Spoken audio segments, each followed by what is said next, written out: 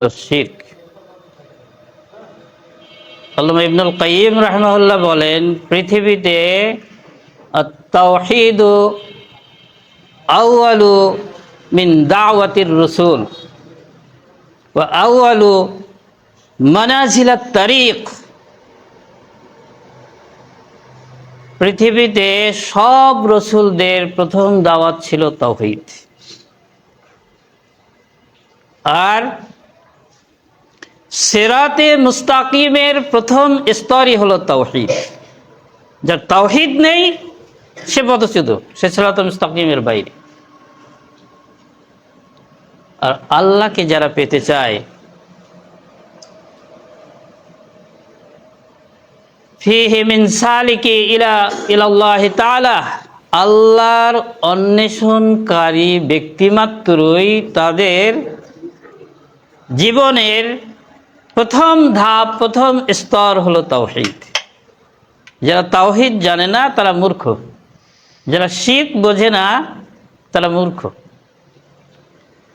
আমরা শিক্ষিত মানুষ, দেশে বহু শিক্ষিত মানুষ আছে,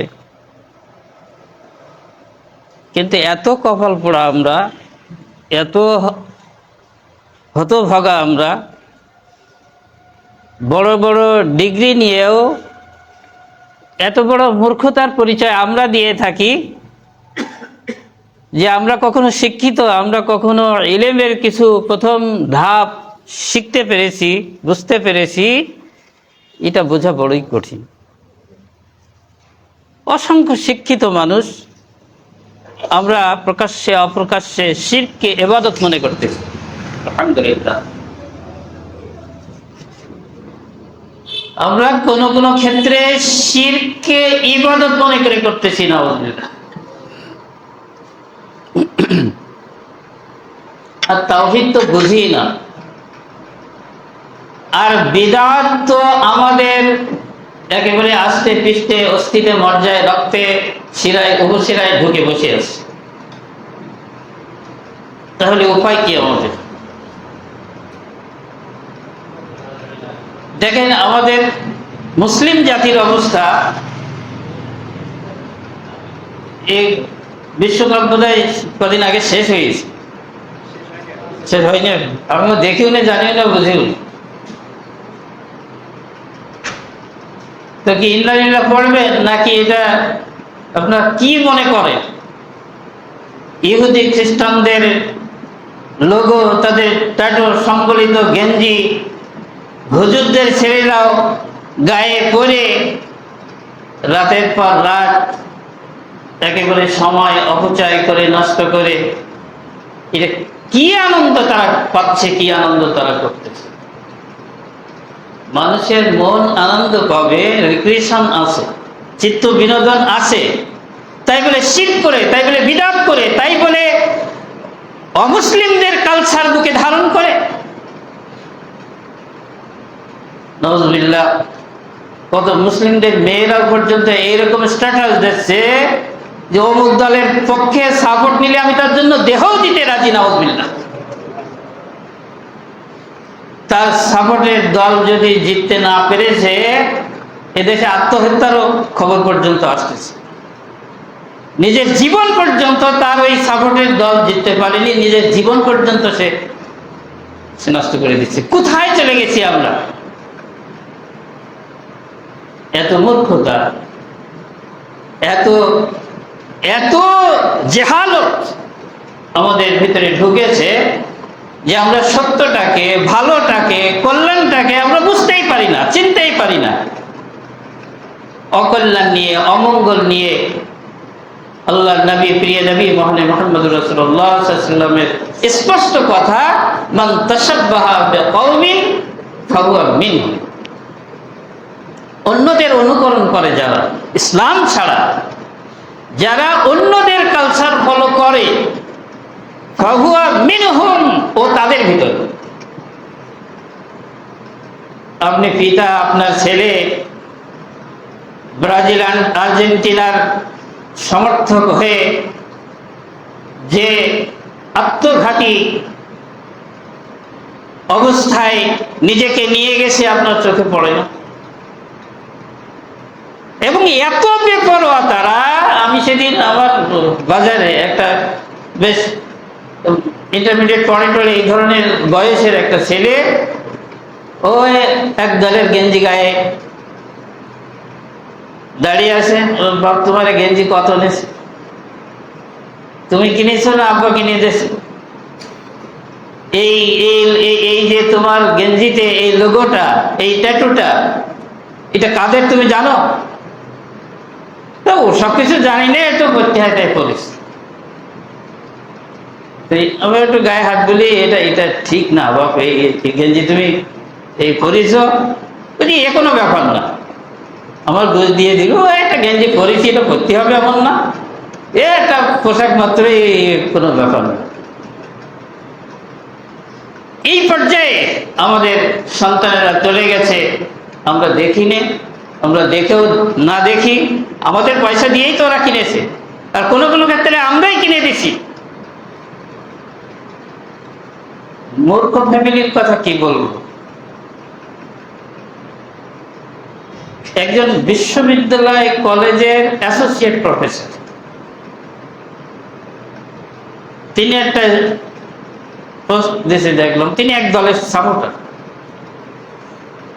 তো তিনি মুসলিম এবং আহলে হাদিস। তিনি লিখেছেন, যাদের উপরে ঈশ্বরের হাত আছে তাদের রোখে কে? নাউজুবিল্লাহ।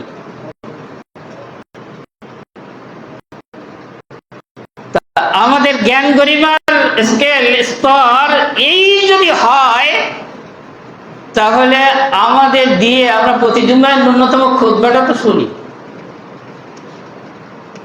দিনের পর দিন আমরা কোথায় চলে যাচ্ছি? যাই হোক, আমি এদিকে আর লম্বা করতে চাচ্ছি না, আল্লাহ পাক আমাদেরকে হেফাজত করুন। আমি যেটি বলতে চাচ্ছিলাম, আজকের বিষয়টি হলো যে পাপ এর কোনো ক্ষমা নেই, পৃথিবীতে সবচেয়ে বড় পাপ, আল্লাহর ঘোষণা, প্রিয় নবী মহানবী মুহাম্মদুর রাসূলুল্লাহ সাল্লাল্লাহু আলাইহি ওয়াসাল্লামের ঘোষণা, যেটিকে সবচেয়ে বড় জুলুম বলা হয়েছে, সেটি হলো শিরক। বলবেন এই বিষয় তো আমাদের মুখস্থ, আমরা সবসময় শুনে থাকি, আর আহলে হাদিসরা শিরক থেকে সবচেয়ে সতর্ক থাকে। আমাদের লক্ষ্য উদ্দেশ্যের প্রথম কথা হলো নির্ভেজাল তাওহীদের প্রচার ও প্রতিষ্ঠা, যে তাওহীদে কোনো শিরক মিশ্রিত থাকে না, কোনো ভেজাল থাকে না, সেরকম তাওহীদ আমরা নিজেরা চর্চা করতে চাই, গ্রহণ করতে চাই, অন্যদের কাছে সেটা প্রচার করতে চাই, সেটার প্রতিষ্ঠা আমাদের লক্ষ্য উদ্দেশ্য। কিন্তু তলে তলে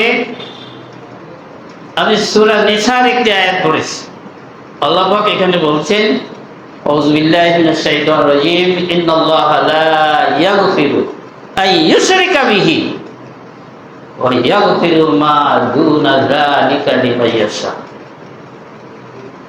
যত গুনাহ তোমার দ্বারা হয়, যত গুনাহ, কোন নাম বলে বলতেছি, তুমি শিরক বাদে তার বাইরে যত গুনাহ, যত প্রকারের, যত শ্রেণীর গুনাহ আছে, আল্লাহ তাআলা চাইলে সবগুলা গুনাহ মাফ করে দিতে পারে।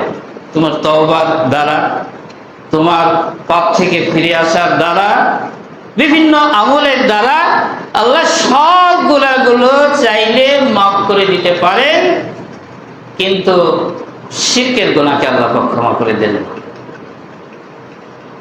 যদি সে শিরক ছেড়ে দিয়ে আল্লাহর কাছে একান্ত একেবারেই তাওবাতুন নুসুহা সে করতে পারে, তাহলে আল্লাহ পাক ওটা থেকেও তাকে মুক্তি দিতে পারে।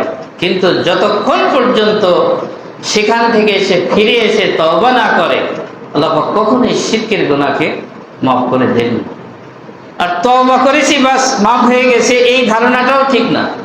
শিরক যদি কারো দ্বারা হয়ে থাকে, তাহলে আমৃত্যু তওবা তার জন্য, শুধু তার জন্য না, সব পাপীদের জন্য আমৃত্যু তওবা, ইস্তিগফার, এটি আমাদের সবারই জন্য অত্যন্ত জরুরি।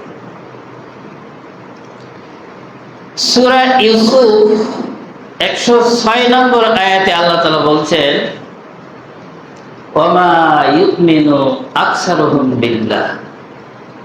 তোমরা অধিকাংশই ধারণা করো যে তোমরা ইমানের উপরে দৃঢ়পদ আছো, তোমরা ইমানদার আছো, ইল্লা ওয়া হুম মুশরিকুন। ওয়ামা ইউমিনু আকসারুহুম বিল্লাহি ইল্লা ওয়া হুম মুশরিকুন। তোমরা অধিকাংশ লোকই ধারণার উপরে আছো, যেরকম আমরা ধারণা করি আমরা তো আহলে হাদিস, আমাদের ভিতরে আবার শিরক আসবে কি করে? আমরা শিরক যেখানে সেখান থেকে দূরে। আমাদের দাওয়াতের মূলমন্ত্র সেটি। কিন্তু আল্লাহ সুবহানাহু ওয়া তাআলা সবাইকেই লক্ষ্য করে বলছেন, সব মুমিনদেরকেই লক্ষ্য করে বলছেন, যারা মুমিন না, যারা মুশরিক, যারা অন্য ধর্মাবলম্বী, তাদের কথা আল্লাহ তাআলা বলছেন। যারা আমরা ধারণা করি যে আমরা মুমিন আছি, আল্লাহ পাক তাদের সম্পর্কেই বলছেন, তলে তলে আকীদা বিশ্বাসে হোক, কাজে কর্মে হোক, আমলে আখলাকে হোক, ভিতর দিয়ে তোমরাও খোঁজ নিয়ে দেখো মুশরিক হয়ে বসে আছো। এখন আমরা চেষ্টা করি আমাদের দাওয়াতের প্রথম দাওয়াত, নবীদের যে প্রথম দাওয়াত সেটি হলো তাওহীদ। আমাদের দাওয়াত ও প্রথম দাওয়াতই হলো তাওহীদ এবং শিরক থেকে নিজেকে বিরত রাখা, তাওহীদকে আঁকড়ে ধরা আর সকল প্রকার শিরক থেকে নিজেকে বিরত রাখা। তো সাহাবীদের ভিতরে একজন সাহাবী ছিলেন, আপনারা অনেকে হয়তো তার নাম জানেন। আল্লাহর নবীর কাছে বেশি বেশি শুনতেন। তিনি বলেন এই যে মানুষ সবাই আল্লাহর নবীর কাছে জিজ্ঞাসা করে কল্যাণ কিসের ভিতরে আছে, আর আমি একমাত্র তার ব্যতিক্রম, আমি কল্যাণ খুঁজি নেই। আমি আল্লাহর নবীর কাছে বেশি বেশি জিজ্ঞাসা করি আল্লাহর নবী অকল্যাণ কিসে কিসে আছে। অকল্যাণ যার ভিতরে আছে সেটা থেকে যদি আমি বাঁচতে পারি তাহলে আমার কল্যাণের রাস্তা খুঁজে নিতে হবে না। তা আমি আজকের আপনাদের সামনে যে আমাদের ভিতরেও গোপনে গোপনে মুমিনদের, মুসলিমদের ভিতরেও আল্লাহ পাক এই যে কথাটি বললেন, ওয়া ইউমিনু আকসারুহুম বিল্লাহি ইল্লা ওয়া হুম মুশরিকুন, সূরা ইউসুফ 106, যে তোমরা অধিকাংশই, তোমরা যারা ধারণা করো আমরা মুমিন আছি, তারাও গোপনে গোপনে শিরকের ভিতরে ঢুকে পড়েছে। আমরা নিজেদেরকে একটু বিচার বিশ্লেষণ করে দেখি আমাদের ভিতরেও কোনো শিরক আছে কিনা। যদি থাকে তাহলে সেখান থেকে বেরিয়ে আসা আমাদের সর্বপ্রথম দায়িত্ব। যদিও আমরা সবসময় শিরকের আলোচনা শুনি, তারপরেও এটা শোনা এবং এটা থেকে সবচেয়ে বেশি সাবধান থাকা আমাদের সবচেয়ে বড় দায়িত্ব। আল্লাহ পাক আমাদেরকে তৌফিক দান করুন। এই আয়াতের ব্যাখ্যায় আব্দুল্লাহ ইবনে মাসউদ রাদিয়াল্লাহু তাআলা আনহুর একটা বড় ঘটনা তাফসীরের ভিতরে এই আয়াতের ব্যাখ্যা এসেছে, 106 নম্বর আয়াতের ব্যাখ্যা। সেটি আমি একটু আপনাদের স্মরণ করে দিয়ে সামনে দিকে যাই।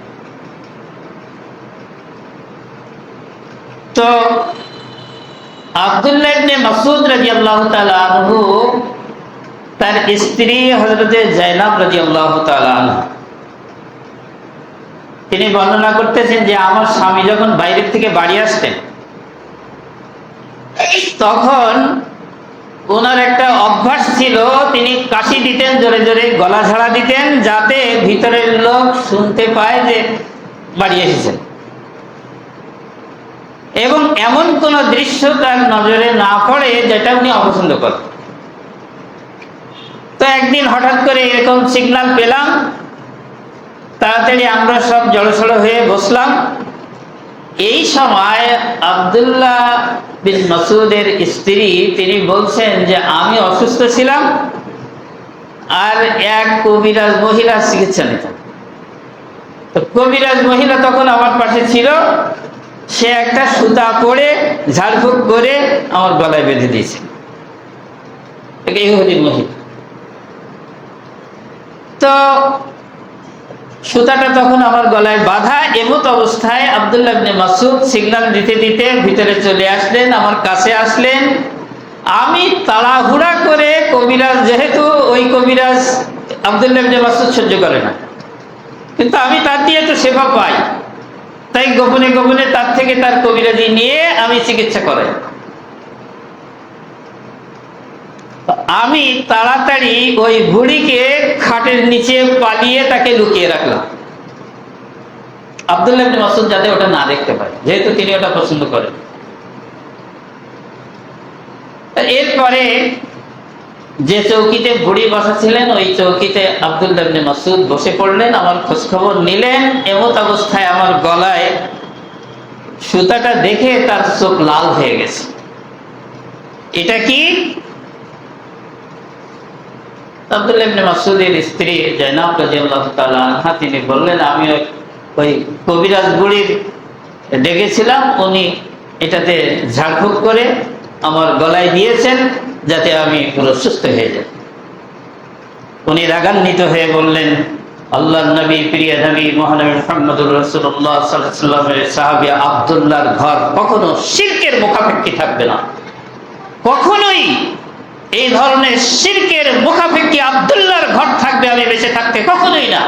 আল্লাহর নবীকে স্পষ্ট বলতে শুনেছি, সুতা ঝুলানো, তাবিজ লটকানো, যে কোনো ধরনের ছাল, যে কোনো কিছু শরীরে ঝুলানো লটকানো, এটা ডাইরেক্ট শিরক। এই কথা বলে আমার গলা থেকে সুতা ধরে টেনে ছিঁড়ে ফেলে দিলেন আব্দুল্লাহ ইবনে মাসউদ।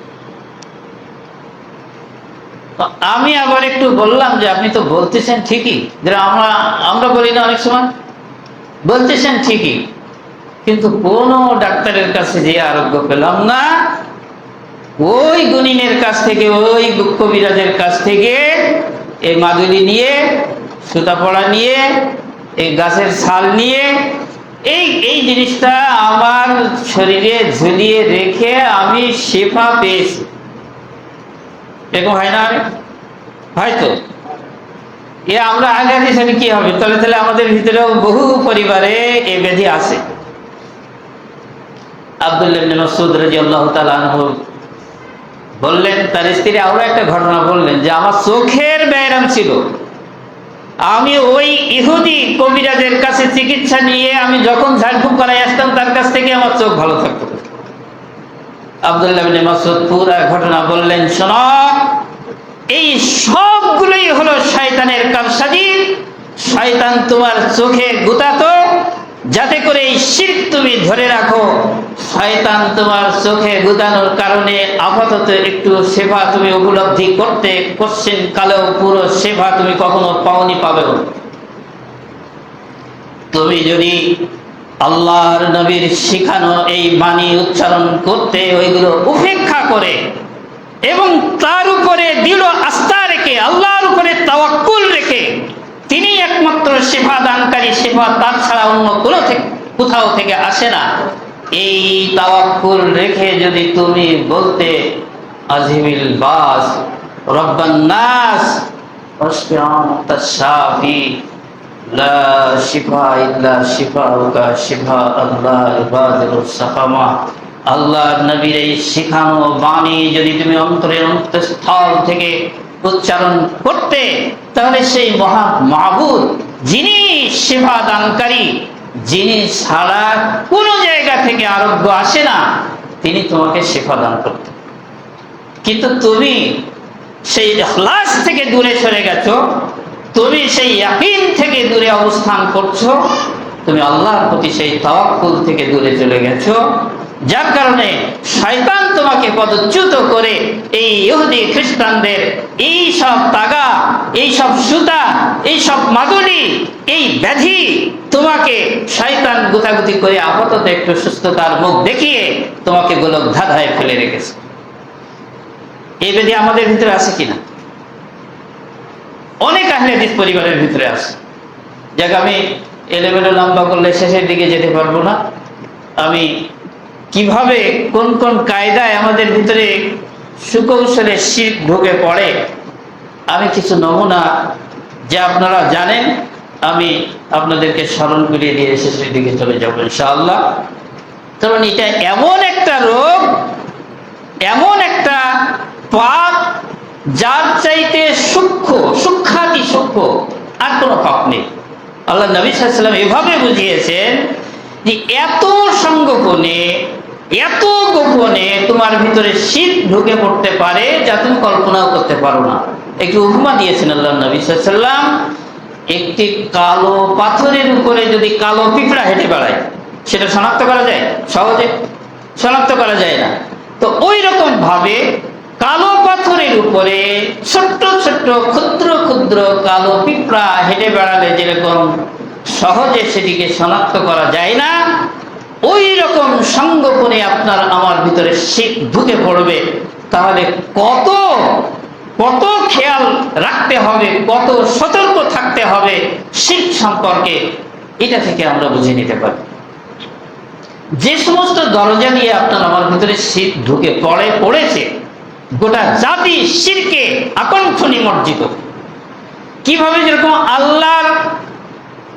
আল্লাহর ব্যাপারেও শিরক ঢোকে, আল্লাহর আকার আকৃতি নিয়েও বিশ্বাসের ক্ষেত্রে শিরক ঢোকে আমাদের। আমরা বিশ্বাস করি কি? অসংখ্য মুসলমানের বিশ্বাস হলো আল্লাহ নিরাকার, নাউযুবিল্লাহ। তো এই দরজা দিয়েও শিরক ঢুকে পড়ে। আল্লাহ কোথায় আছেন? এ সব জায়গায় বিরাজমান, এটাও আমাদের ভিতরে শিরকের আরেকটি রাস্তা। তিনি যে কোরআনে কারীমেও ঘোষণা করেছেন আর রহমান আলাল আরশি ইস্তাওয়া, মহান আল্লাহ তার আরশে সমাসীন, তার শক্তি, তার পাওয়ার, তার দৃষ্টি, তার শ্রবণ শক্তি এত ছোট না যে সব জায়গায় যেয়ে তাই খবর নিতে হবে। তিনি সেখান থেকেই, তিনি এত পাওয়ারফুল, সেখান থেকে সবকিছু দেখতে পান, সেখান থেকে সবকিছু শুনতে পান, সেখান থেকেই সবকিছু বুঝতে পারেন, সেখান থেকে সবকিছুই নিয়ন্ত্রণ করতে পারেন। এত পাওয়ারফুল সেই মহান শক্তি। কিন্তু আমরা আল্লাহর ব্যাপারে বিশ্বাসের ক্ষেত্রেও অসংখ্য শিরকের মধ্যে লিপ্ত রয়ে গেছি। আল্লাহর নবীর ক্ষেত্রেও একদিক থেকে আমরা মনে করি কি আল্লাহর নবী গায়েব জানতেন। আমি বিস্তারিত বললে শেষের দিকে যেতেই পারবো। যদি কেউ বিশ্বাস করে আল্লাহর নবী গায়েব জানতেন, যদি কেউ আল্লাহর নবীকে হাজের নাজের জানে, তিনি আমার বৈঠকে আসেন, মিলাদে আসেন, আমাদের বৈঠকে উপস্থিত হন, এরকম হাজের নাজের জানা, তাকে নূরের তৈরি বলে বিশ্বাস করা, তিনি পৃথিবীর আমাদের মতো মানুষের মতো হায়াতুন নবীতে যারা বিশ্বাসী, তিনি এখনো বেঁচে আছেন, তিনি মরেননি টোটালি, এই বিশ্বাস অসংখ্য মুসলমানের আছে। আল্লাহর নবী সম্পর্কে এই বিশ্বাসী আছে না অসংখ্য মুসলিম? তাদের সালাত, তাদের সিয়াম, তাদের হজ, তাদের যাকাত সবগুলোই বরবাদ, তারা মুশরিক, এতে কোনো সন্দেহ নেই।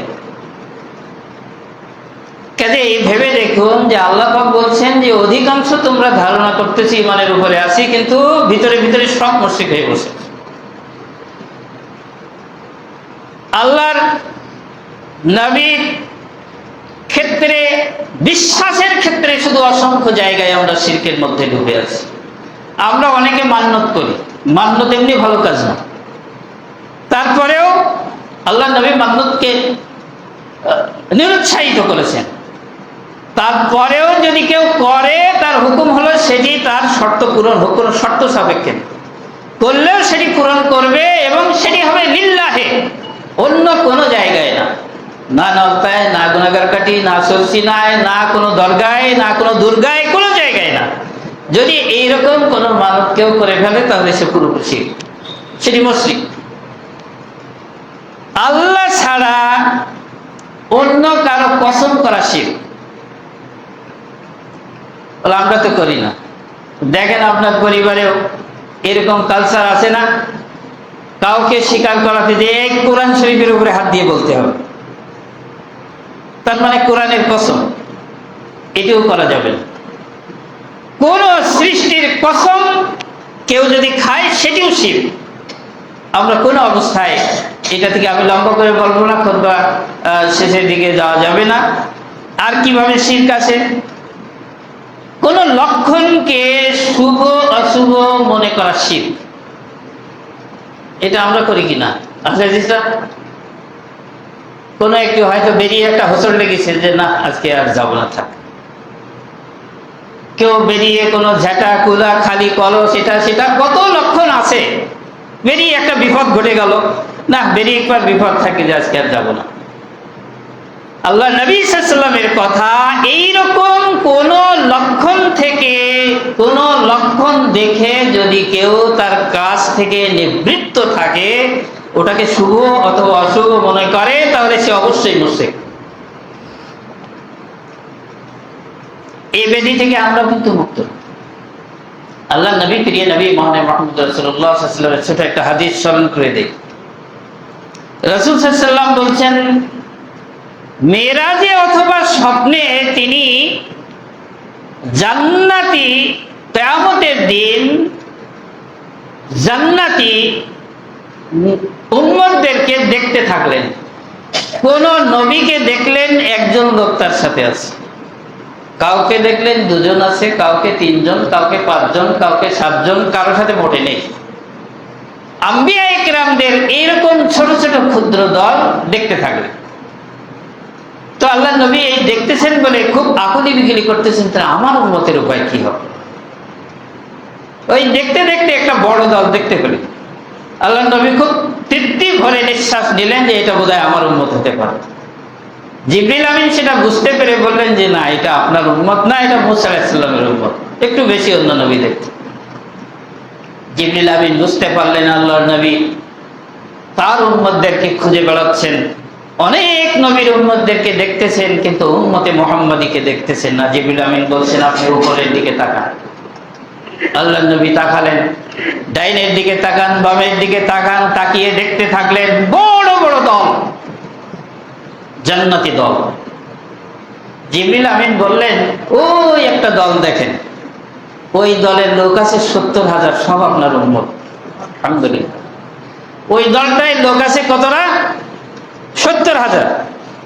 এই দলের সবগুলোই আপনার উম্মত। সাহাবীদের ভিতর থেকে একজন সাহাবী নাম উকাশা রাদিয়াল্লাহু তাআলা সাথে সাথে দাঁড়িয়ে গেলেন যে আল্লাহর নবী আপনি আমার জন্য একটু দোয়া করেন, আমি যেন ওই দলে যেতে পারি। আল্লাহর নবীর সাথে সাথে তার সুসংবাদ শুনিয়ে দিলেন, উকাশা আমি আশা করি তুমি ওই দলের অন্তর্ভুক্ত। তো উকাশা আগে বলে ফেলেছে, আরেকজন ইতস্তত করতে করতে যে আমি আবার বললে কি বলে না বলে, একটু দেরি করে উঠেছেন, আল্লাহ নবী আপনি আমার জন্য দোয়া করেন, আমিও যেন ওই দলে যেতে পারি। আল্লাহ নবী তাকে বললেন যেতে পারবে কি না পারবে, পারবে না এমনও বলেননি, যে পারা যাবে তাও বলেননি। তুমি ওই দলের হতে পারো, তবে তোমার দেরি হয়ে গেছে। উকাশা অগ্রবর্তীদের অন্তর্ভুক্ত হয়ে গেছে। কাজেই নেকির কাজে কখনোই ঢিলেমি করার সুযোগ নেই, পাপ থেকে বাঁচার কাজে কখনো ঢিলেমি করার সুযোগ নেই। আল্লাহ নবী এবার তার কাছে জিজ্ঞাসা করা হলো, ওই দলে যেতে গেলে, ওই দলের অন্তর্ভুক্ত হতে গেলে তাদের কি গুণ থাকা দরকার? আল্লাহ নবী বললেন, আল্লাহ নবীকে জানিয়ে দেওয়া হলো আপনার উম্মতের ভিতরে যারা কোনোদিন কোনো তাবিজ নেইনি, সুতা নেইনি, তাগা নেইনি, কোনো গুণিনের কাছে যায়নি, ইসলামিক কায়দার ঝাড়ফুঁক ছাড়া, শরঈ ঝাড়ফুঁক ছাড়া অন্য কোনো কবিরাজের জাদু টোনা গ্রহণ করেনি, গণনা করেনি, এবং কোন লক্ষণকে যারা শুভ মনে করেনি, কোন লক্ষণকে দেখে তারা অশুভ মনে করেনি, দৃঢ়ভাবে আল্লাহর উপরে তাওয়াক্কুল ছিল, এই রকম উম্মতেরা ওই দলের অন্তর্ভুক্ত হবে। এবং এই দলের 70,000 উম্মত, তাদের কোনো হিসাব লাগবে না, বিনা হিসাবেই তারা জান্নাতে চলে যাবে। আল্লাহ পাক এই দলের অন্তর্ভুক্ত আমাদের হওয়ার তৌফিক দান করুন। খুতবা শেষের দিকে চলে আসতেছে, কিন্তু অনেকগুলো ছোট ছোট কায়দায় আমরা শিরকের মধ্যে লিপ্ত রয়ে গেছি। সার্বভৌম ক্ষমতার উৎস তো আমরা জানি জনগণ, নাউজুবিল্লাহ। আল্লাহ আমাদেরকে হেফাজত করুন। লম্বা করে বলার সুযোগ নেই, এটি মনে করলে ডাইরেক্ট মুশরিক। আর যদি বিশ্বাস না করে বলি তবুও এটি হলো শিরক আসগার। বিশ্বাস করি না, মানি না, তবুও এটা যদি বলি তবুও শিরক। আল্লাহ আমাদেরকে হেফাজত করুন। আগে যেটি বলছিলাম, মাদুলি, সুতা, লতা, পাথর, তাগা, আংটি। অনেকে আংটি পরি, আংটি পরা নিষেধ না, কিন্তু এই আংটির পাথর আমার কিছু কল্যাণ করতে পারবে, বাস আপনার সব শেষ। ভারত থেকে, আজমির থেকে নিয়ে এসেছি, এই আংটি আমার বিপদ আপদ থেকে বাঁচাতে পারে, বাস আপনি শেষ, খতম, সব ইবাদত নষ্ট। এই ধরনের পাথর, তাগা, আংটি কোনো কিছুই কোনো ক্ষতি, কোনো উপকার করতে পারে এটা বিশ্বাস করলে সে যত আহলে হাদিস হন, সহিহ হাদিস হন, তার সব মাটি সে শিরকের সাথে, শিরক তার ভিতরে ঢুকে গেছে, পিঁপড়ের মতো ঢুকে গেছে এবং জাহান্নামীদের কাতারে শামিল, সিরাতে মুস্তাকিম থেকে ছিটকে পড়েছে। আল্লাহ পাক হেফাজত করুন। রিয়াও বড় শিরক, লৌকিকতা। কোন কাজ, দান করতেছি, ইবাদত করতেছি, হজ করছি, যাকাত দিচ্ছি, এটি যদি আল্লাহর সন্তুষ্টি ছাড়া কোনো লৌকিকতা এর ভিতরে মিশে যায়, বাস সব শেষ। আল্লাহ আমাদেরকে হেফাজত করুন। কোন ছবি, মূর্তি, ভাস্কর্য, মুরাল, এই সব স্থাপন করা, এটা টাঙানো, এগুলোর প্রতি সম্মান দেখানো শিরক। আহলে হাদিস হলেও বাঁচার কোনো উপায় নেই। আল্লাহ পাক হেফাজত করুন। এছাড়া অসংখ্য শিরক আমাদের আস্তে পৃষ্ঠে ধরে ফেলেছে। ওয়াহদাতুল উজুদে বিশ্বাস করে অসংখ্য সুফি, তারা সুফিবাদের সর্বোচ্চ স্তরে পৌঁছে গেছে। তারা নিজের সত্তা আল্লাহর সত্তায় বিলীন করে ফেলেছে। এই বিশ্বাসী আছে অনেক সুফি। যখন তারা সুফিবাদের এই চূড়ান্ত স্তরে পৌঁছে যায়, তখন আল্লাহর সাথে আর তাদের কোনো পার্থক্য থাকে না, তারা নিজেরাই আল্লাহ হয়ে যায়। নাউজুবিল্লাহ। এই মতবাদ বিশ্লেষণ করার সময় নেই। যারা এই মতবাদে আছে, যারা মনসুর হাল্লাজ তাদের একজন প্রতিকৃত, তিনি নিজেকে আল্লাহ বলতেন, আনাল হক, হক আল্লাহ কোথাও পাই না, আমি নিজেই ডাকলাম আল্লাহ। নাউজুবিল্লাহ। এই সুফিবাদের গোড়া ওই দিকে। আল্লাহ ওই বিভ্রান্ত পথ থেকে মুসলিম জাতিকে হেফাজত করুন। এইভাবে আল্লাহর শক্তির সাথেও কোনো কিছু তুলনা করা শিরক। সুফিরা কবরে জীবিত আছে, তারা কোনো উপকার করতে পারে, ক্ষতি করতে পারে। অসংখ্য মানুষের বিশ্বাস আছে, এর সাথে আমাদের সামান্য বিশ্বাস মিলে গেলে আমরা মুশরিক হয়ে যাব। এছাড়া আমরা অনেক সময় ঘর বন্ধ করে থাকি, পেরেক দিয়ে, এটা দিয়ে, সেটা দিয়ে, এটিও শিরক। পাখি উড়িয়ে ভালো মন্দ নির্ধারণ করে থাকি, এটিও শিরক। সকালে অনেকে মনে করেন বাকি বিক্রি করলে বোধহয় সারাদিনটা অমঙ্গল হবে, নাউজুবিল্লাহ, এটিও শিরক। সন্ধ্যার পরে অনেকে মনে করে সুদ বিক্রি করা না যায়, এটিও শিরক। বাচ্চাদের সামনে এক পাশে কপালে ফোঁটা দেয় আহলে হাদিসরাও, আহলে হাদিসের মা বোনরাও এটা করে, এটাও শিরক। বদনজর থেকে রক্ষার জন্য এটি না, সুন্নতি তরিকা ফলো করুন, এটি কখনোই এই শিরক এসব দরজা দিয়ে ঢোকার সুযোগ যেন না পায়। আল্লাহ শব্দের ব্যবহার দেখেছেন আপনারা? কেউ বাড়িতে বাড়ি তৈরি করে আল্লাহ বলে লেখা থাকে। আমরা যে কত মূর্খ, একটা সাইনবোর্ডে যেটা লেখা থাকে ওইটিকে তো তাই মিন কর। তাহলে ওই বাড়িটা কি আল্লাহ? ওই গাড়িটা কি আল্লাহ? শুধু আল্লাহ কোন জায়গায় লেখা এটি যাবে না, আল্লাহু আকবার লেখেন। আল্লাহর সাথে চলে এরকম একটি শব্দ বাক্য লিখতে পারেন, শুধু আল্লাহ যথেষ্ট। আমরা মাদুলি করে, অনেকে আল্লাহ শব্দ মাদুলি তৈরি করে, আল্লাহ শব্দের বিভিন্ন কবজ তৈরি করে গলায় ঝুলিয়ে রাখে, এটা বরকতের জন্য, এটাও শিরক। আল্লাহ আমাদেরকে হেফাজত করুন। আমরা হর হামেশা এমন বলি কিনা, এই যে সফলতা, উদ্ধার, মুক্তি, আরোগ্য, এইসব শব্দ দিয়ে আমাদের ভিতরে অজ্ঞতাবশত শিরক চলে আসে। কিরম? আপনার সাহায্যে আমি বেঁচে গেছি, আপনি আমার সফলতার জন্য একমাত্র ব্যক্তি,